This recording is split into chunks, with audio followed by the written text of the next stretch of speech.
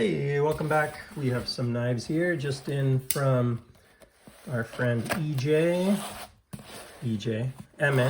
at EJWork. The 14-year-old knife making extraordinaire. He's getting better at packaging his knives too. I'm impressed, my friend. All right, we got a few here, and then I got a receipt in the bottom of the box. Let's get into it. Let's go for this big fatty over here first and see what we think. Oh, what on earth? Look at that honker. Oh my goodness. That is crazy. How did this thing not sell sooner? That's crazy. That is a big freaking honking knife.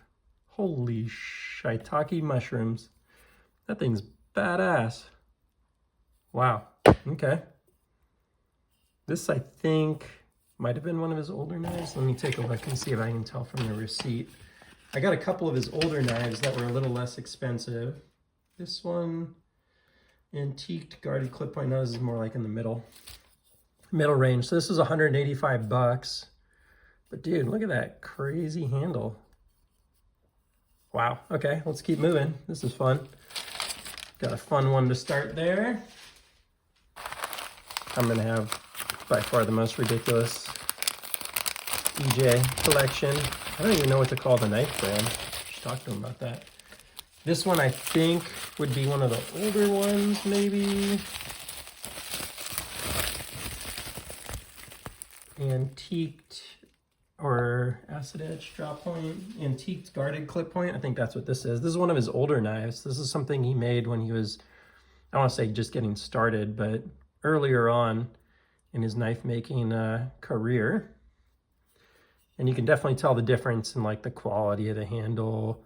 He's pinned instead of like screwed in there. Everything's solid though. This is a knife that'll work.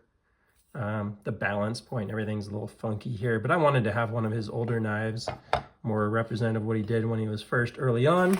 We got one of those there. Sorry that these are really big knives. They're gonna have some challenges fitting everything here on the screen. There we go. Do it the correct direction and good things happen.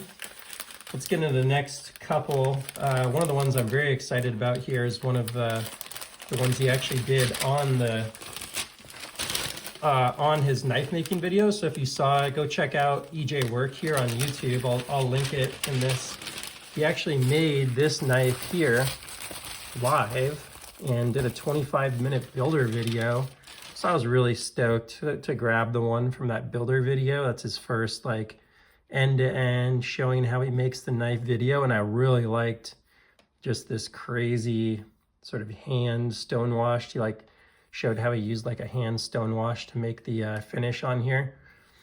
And I was like, you know what? I'd love to own that one too as one of the, you know, dedicated collectors of his work. I thought this one would fit really well in my collection.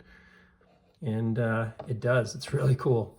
That's a nice build there. Very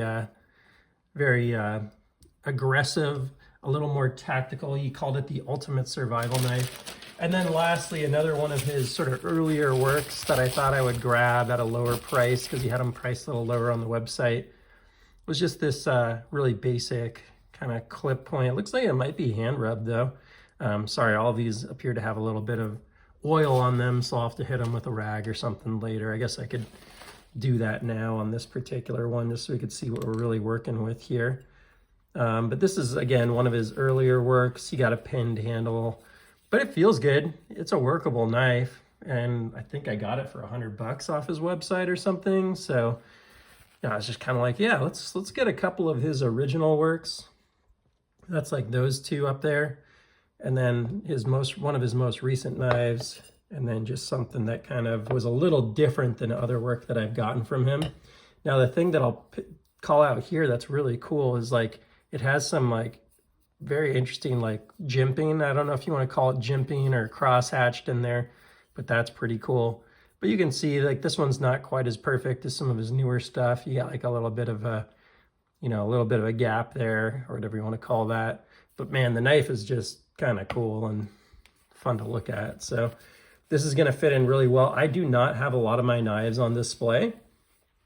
But I do have my EJWork collection on display in my house, and I think they show super well on my display rack. They're just cool looking knives, as you can see here. Like, you don't want to just have just about any knife out on display. It's honestly a little weird in some cases, right?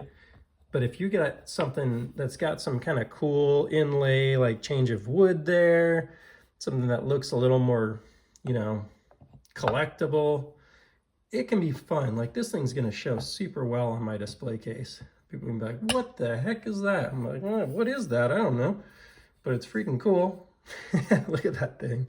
That's a beast. That is for an extra, extra large hand right there. So these are neat ones as usual. His work is just fun to look at, fun to use.